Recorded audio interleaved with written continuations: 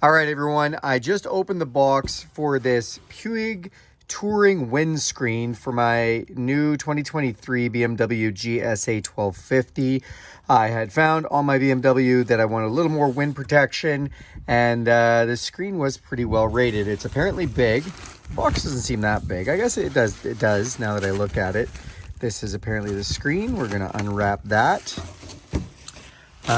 And then I had also bought the hardware reinforcement because apparently this kind of gets a little wobbly without these. So we're going to install that too. I'm going to unpackage it all and we'll check it out.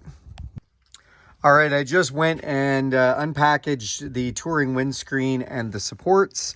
It was well packaged, well boxed. I did buy this from Fortnine online here in Canada. I don't know where you buy it in other countries, but hopefully do as good a job packaging it. Looks like it came in, it's not scratched. The screen does look large. I'm gonna do a little comparison to the one that's on the bike now. These are the supports that I purchased. They weren't cheap, but after the reviews that I saw, it looked like they were a good value and you know, something that really helped if you don't want that windscreen moving around a whole bunch. So the screen itself looks like it came with some instructions, as did the hardware, and we're gonna get that all installed. Let's just take a moment, pick this up. Don't mind my garage. It is a little messy. I use it a lot, so it gets messy. So this is a GSA, 2023 GSA. So it already has the larger windshield, and this is going to be its replacement. So I don't know if you can see that, but quite a bit bigger on the top right there. A little bit wider on the sides. Yeah, it's definitely taller. I don't know if it's that crazy tall. Some of the reviews said like this thing's so tall, but next to the GSA windshield, it looks maybe 5 inches taller. So yeah, we're gonna get it installed and see how that goes. Okay, I've got both windscreens off now. And so this is the factory GSA one. And again, just kind of overlapping. I don't know if you can see the size of that. It was not too hard to get off. A little bit of a pain, but not bad. We're gonna bring this one inside. So when I wanted to take this off, this is gonna sit here now. I think that's gonna be pretty nice actually. Set that down. When I wanted to take this off, so I actually had to do, first of all, there was a couple of screws on the front here and on the sides that this shroud had to come off first to expose and let you get in at the back of the windshield, where you then had to undo. There was actually several bolts. So there was 3 bolts on each side. It looks like there should only be 4, but there was actually 3 on each side. And these lower ones were actually quite hard to get at. Without removing this, if you remove this, it would be a lot easier. But without removing that, just kind of had to get your hand in behind the glass and get it done. And hopefully I can snug that up nice and tight before I install it again without having to remove this TFT. So anyways, that's how the bike looks with absolutely no windshield. Okay, so I got the mounting brackets, the support brackets for the large Puig, I'm not good at pronouncing that, touring windscreen. It's nice, they've marked them left and right with the cutout in the metal. They're gonna mount on the side here and then attach with this, and then it looks like this can be tightened up and adjust as it needs to. They came assembled with a little nut cover and a nutter there. They also came with some extra washers and spacers, so I'm not sure if we're supposed to be changing those out if we need to. I also did notice, so this is the 4 bolts for the hardware to clamp onto the sides where the mount is already there, but this is going to add to it some stability. And then these go into the kind of windscreen bracket support, so they look like a little longer so that they can go through that little bit of metal.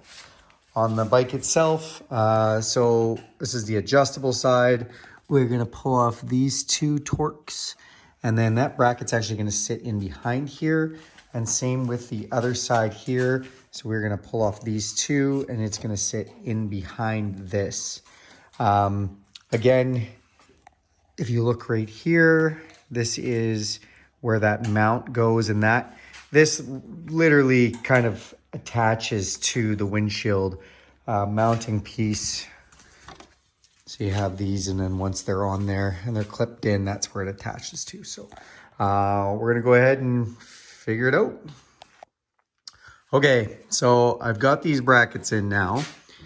We take the longer screws, we've attached them the left and the right side. So they fit just in behind this. You don't have to take this off or anything like that. Just take the screws out, slide it in there, try to line it up. It's a little bit tricky getting them to line up, but once they're in, now this is going to be up like that. This side was even trickier, and you can see, so these pieces have a pre-threaded little bolt for it to go into, but the bottom one was easy. The top one, because the dial here kind of covers where that screw goes in, getting a tool in here and straight on the nut or on the top of the head of the screw was a little challenging, but I made it work. You might have to play with it a little bit, but we've got those on. So next is to start attaching our windshield brackets and get all that on. Okay, so we've got the brackets installed. I tightened up the nuts. So these came pre-assembled, although the instructions showed you might have to put that nut and those washers on themselves.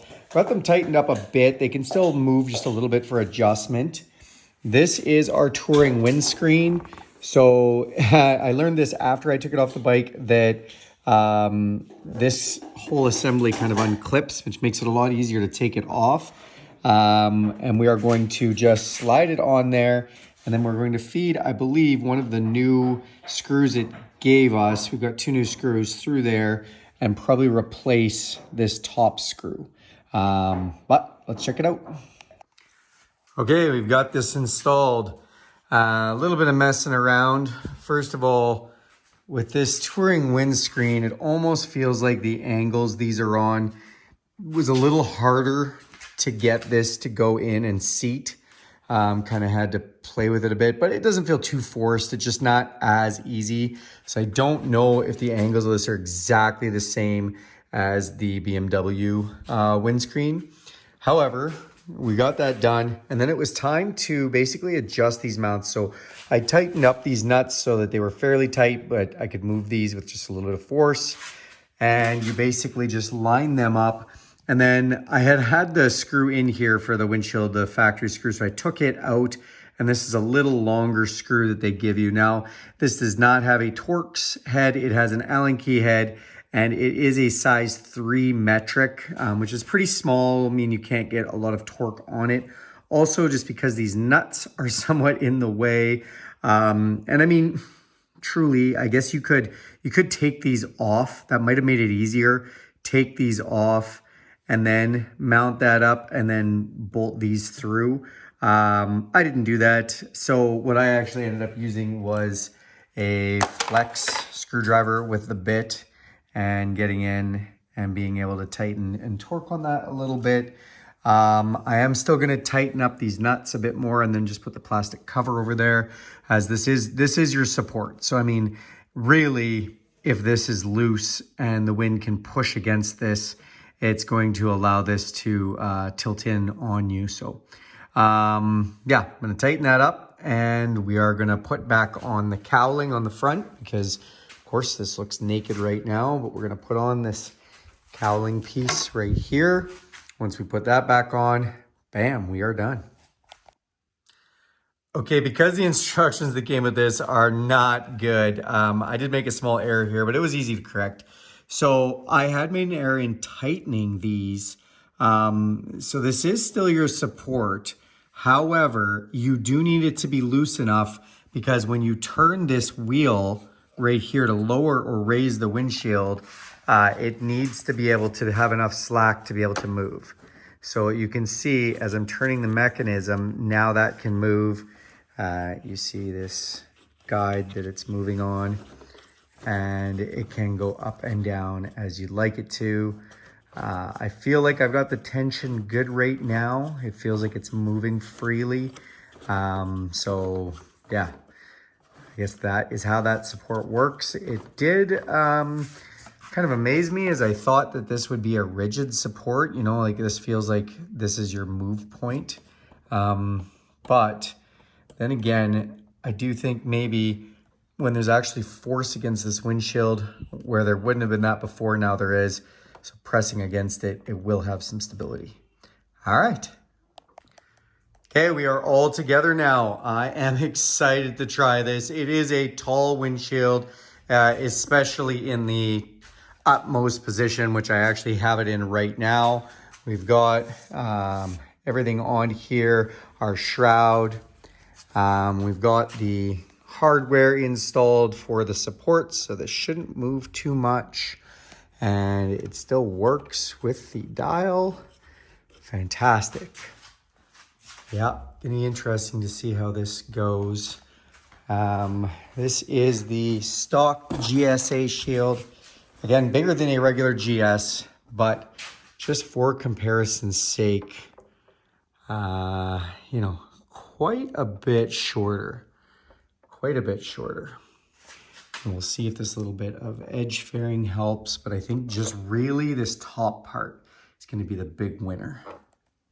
All right.